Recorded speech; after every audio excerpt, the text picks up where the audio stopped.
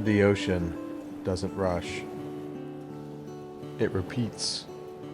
It returns. A rhythm carved not in seconds, but in centuries.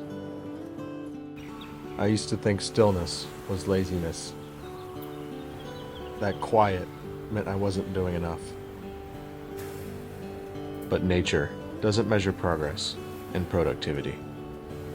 It moves at the pace of breath, of wind, of tide. The waves don't try to be louder. The breeze doesn't ask for applause. They just show up again and again. Soft, strong, steady.